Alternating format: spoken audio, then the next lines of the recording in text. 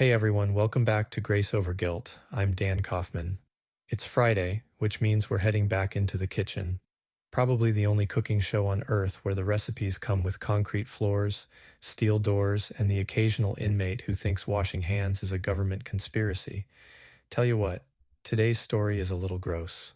But don't worry, I'm not giving you a visual that'll haunt your dinner plans. The lesson behind it is worth the ride. It's one of those simple things that punches you in the face once you see it clearly, and the more I've thought about it, the more I realize it isn't really about the kitchen at all. It's about life. It's about responsibility.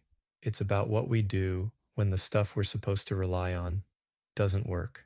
So yeah, we're talking about hand washing. The problem now, out here in the free world, washing your hands is just the price of civilization. You touch raw chicken or pet your dog or come out of a bathroom stall and you hit the sink. Soap, water, done. We were all trained on this. Kindergarten teachers, lunch ladies, parents, everybody drilled this into our heads. But inside jail, everything you assume is basic suddenly becomes a luxury. A lot of the sinks in the pods didn't work half the time. Some had no soap. Some were so far from the toilet that people just got lazy. And I say that sarcastically, of course. Or they convinced themselves the 5-foot walk wasn't worth the hassle. Some guys didn't give a shit at all. And some couldn't care even if they wanted to, because the system didn't give them the resources to do it right.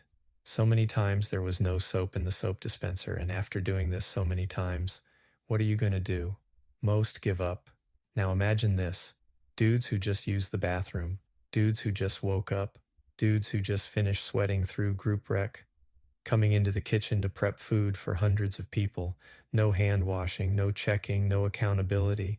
If you're wondering whether that made me cringe, yes, it did. And it should make you cringe too, because when you're feeding between 200 and 300 people at every meal, hygiene isn't a suggestion. It isn't optional. It's the thin line between a functioning population and a norovirus outbreak that would make the evening news. But even worse, the guys weren't entirely wrong for skipping the wash. The system wasn't helping them. When you create an environment where there's no soap, no working sink, no enforcement, no structure, of course, people cut corners.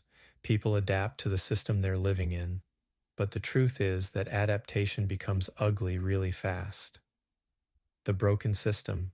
You start to realize something uncomfortable when you live in an environment like that. It's easy to talk about responsibility when everything around you is functioning. It's easy to say follow the rules when following them is possible. But inside, the infrastructure fails constantly. A broken toilet, no heat in winter, no AC in summer, medical requests that go unanswered for days, phones that don't work, showers without hot water for a week. You're surrounded by systems that feel like they were built to fail, maintained to fail, and expected to fail. People fall through the cracks all day long, and the cracks are big. And you know what happens when systems fail? People mimic the system. Chaos breeds chaos. Neglect breeds neglect. Indifference breeds indifference. If the environment is sloppy, people get sloppy. If the environment is restrictive and cruel, people get hard and angry. If the environment is hopeless, people stop trying. So when I'd see guys walk into the kitchen with unwashed hands, yeah, it bothered me. But I also understood it. The system wasn't helping anyone succeed. It wasn't encouraging responsibility. It wasn't creating standards. But here's where things get interesting, because that exact dynamic is what sets the stage for responsibility actually to matter. The moment someone stepped up on day, one of the older guys in the kitchen, a guy who had been through the system for years, saw a younger inmate walk in and go straight to the prep table. The kid put his hands right on the bread like he was making a commercial for How to Spread Germs 101. The older guy looked at him and said, "Hey man, go wash your hands." The kid shrugged. "I washed earlier." The older guy didn't flinch. "Before you came in here, you didn't." The kid rolled his eyes. "There's no soap in the pod." And the older guy gave him this look, a look that said, "You think that excuses you?" He walked over, turned on our kitchen sink, grabbed the soap, and said, "Doesn't matter what the pod has. You're in the kitchen now. Wash." And that was it. That was the start of the change. Not a policy change from the facility. Not a message from administration, not a sign taped to the wall. One dude with enough internal standards to say, "We're doing this right."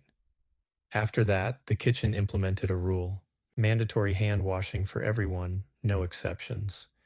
Before you touched anything, your hands hit soap and water. The funny part is how obvious this feels, but that's the thing about obvious solutions. They don't happen until someone chooses responsibility over complacency. The insight. The more I thought about that, the more I realized this wasn't about hygiene. It wasn't about the kitchen. It wasn't about inmates. It was about how responsibility works in the real world when the systems around us aren't doing their job. Because here's the uncomfortable truth: the world is full of broken systems. Healthcare fails people. Education fails people. Family systems fail people. Legal systems fail people. Employment systems fail people. Financial systems fail people. You'd think this was some big revelation I got out here, but no.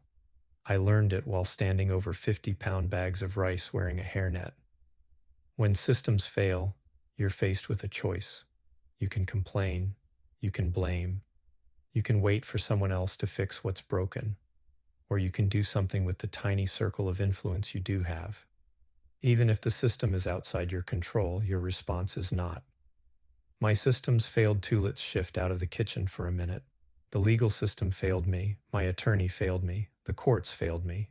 The criminal justice system that's supposed to protect the innocent absolutely failed me. And yes, it made me furious. It still does sometimes. When people say everything happens for a reason, I bite my tongue because not everything happens for a reason. Systems are flawed, people make mistakes, and sometimes you get caught in the gears. But here's the point that matters. Anger didn't fix anything. Blame didn't restore anything. Waiting didn't move anything. Every moment I sat there pissed off at the system, I stayed stuck. Every time I told myself, they screwed me, I surrendered more of my power. Every time I said, this isn't fair, I made myself the victim of something I couldn't control.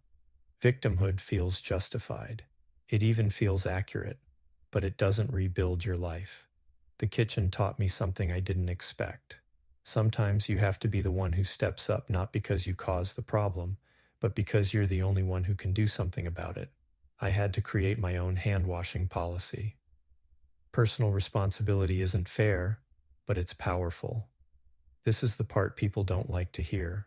Responsibility isn't always fair. You can be forced to take responsibility for situations you didn't create.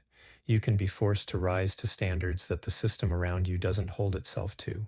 You can be forced to grow in ways you shouldn't have needed to grow. But here's the twist. Responsibility gives you power the system can't take away. Responsibility says, yeah, this is broken, but I'm not letting it dictate who I become. Responsibility says, I didn't ask for this, but I'm still choosing my response. Responsibility is how you reclaim control from systems that will never apologize to you. And that's the thread that ties everything together, from hygiene rules in a jail kitchen to rebuilding your life after being wrongfully convicted. The larger truth about systems: people build systems. People are flawed. Therefore, systems are flawed. That's not cynicism, that's math.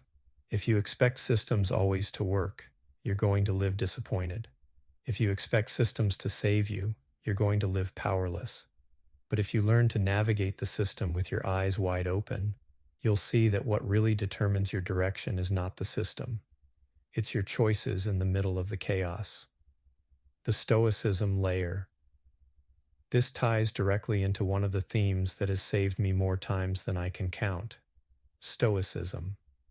Stoicism teaches one of the most critical distinctions a person will ever learn. There are things you can control and things you can't. Everything else is noise. In jail, that philosophy became a lifeline. I couldn't control what the judge did. I couldn't control how the attorney failed. I couldn't control the broken legal process.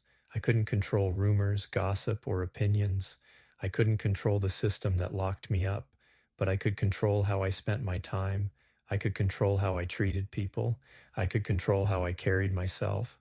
I could control my mindset. I could control my standards. Washing your hands sounds small, But small disciplines in chaos build resilience. Stoicism taught me that responsibility isn't about blame, it's about power. It's not about whose fault something is, it's about who can respond.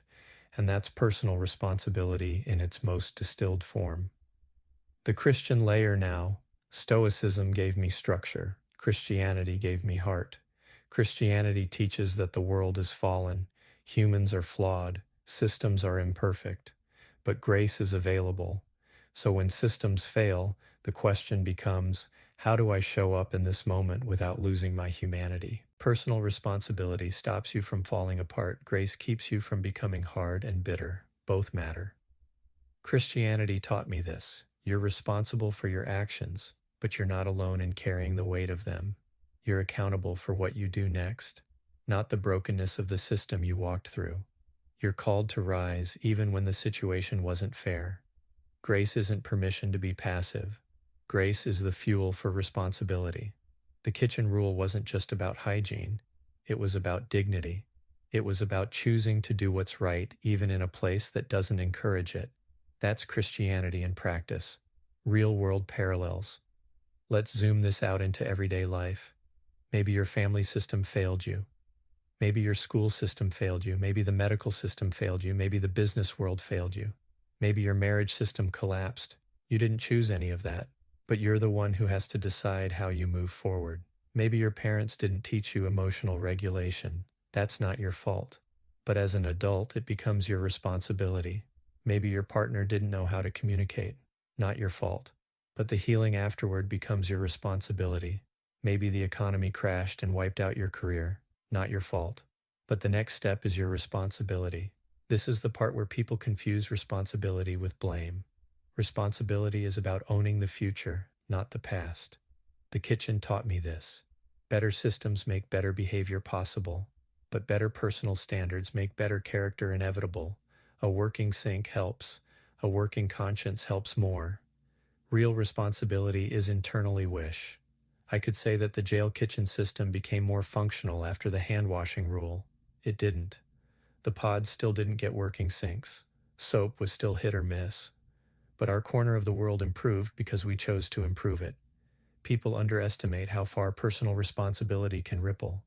You raise the bar in one area, others raise theirs. You model the behavior, others follow. A lot of guys in the kitchen told me later that the rule changed how they carried themselves back in the pod. Some even started washing more often with what little resources they had. Turns out, when you raise the standard somewhere, it bleeds into everywhere. My life after jail proved the same thing.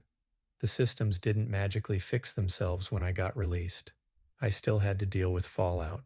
I still had to rebuild relationships. I still had to carry the weight of something I didn't cause. But the habits I formed inside became the foundation for everything I rebuilt outside. Responsibility became my new normal. I'm not saying we should accept broken systems. I'm not saying we should shrug and say, it is what it is. We should absolutely fight for better institutions, better policies, better leadership, better design. But while we work on the big picture, we still have to live in the small picture. Sometimes the system isn't going to help you. Sometimes it won't protect you. Sometimes it won't teach you. Sometimes it won't save you. But you still have to show up. You still have to choose standards. You still have to decide on your behavior. You still have to take responsibility for the world immediately around you, even when the larger world is a mess. Sometimes life forces you to be the one who says, this is how it should be done, even when it shouldn't be your job, even when it's unfair, even when you didn't create the mess. Because that's where character comes from. That's where leadership comes from. And that's where rebuilding your life begins. So whether it's washing your hands in a jail kitchen or rebuilding yourself after your world collapses, the truth stays the same. When systems fail, individuals have to step up. And when individuals step up, systems eventually change. Grace over guilt. I'll see you Monday.